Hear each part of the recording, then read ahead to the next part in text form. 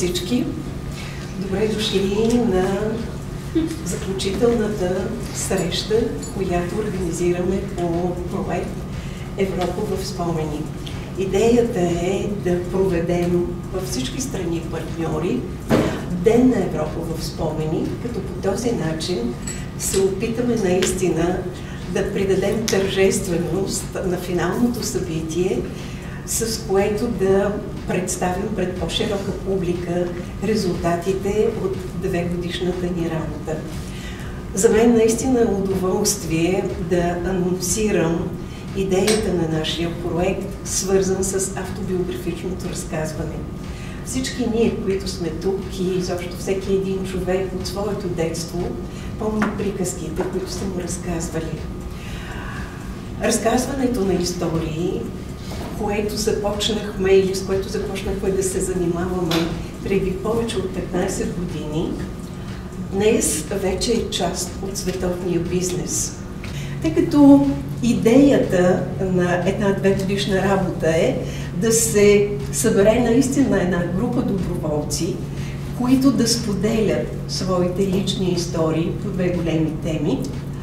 Проведохме поредица от обучителни семинари, за които след маничко ще дам малко повече подробна информация.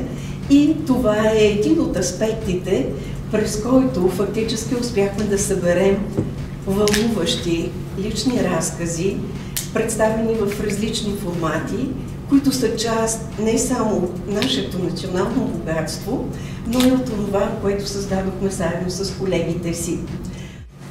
Пред вас в момента е заглавната страница всъщност на сайта История, където се качват всички истории, генерирани всъщност не само от нашия проект Memory Across Europe, но и от няколко други проекта.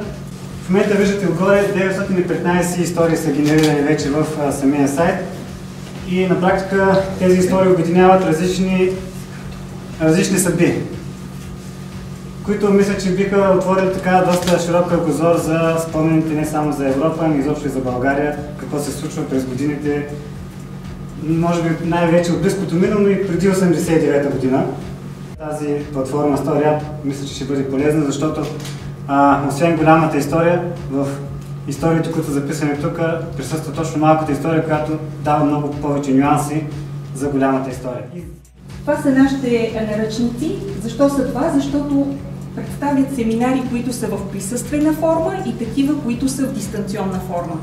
Скоро те ще бъдат достъпни като PDF и всички вие ще ги получите, но ги има съответно на всичките езици на партньорите от проекта. Но наръчниците включват по-теоретична част и практична част.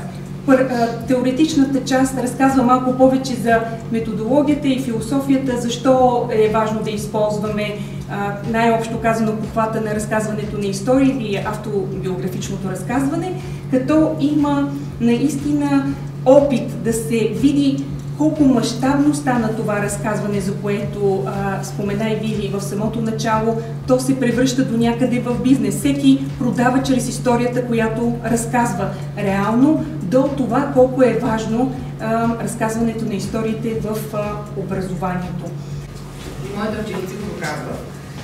През януари 2023 година направихме един семинар с тях, в който им представихме с Ваня Иванова как изглежда проекта, какво се очаква и дали ще имат желание да се включат. Много съм доволна, че в общи линии повече от 50% от присъстващите на семинара на практика направиха своите истории.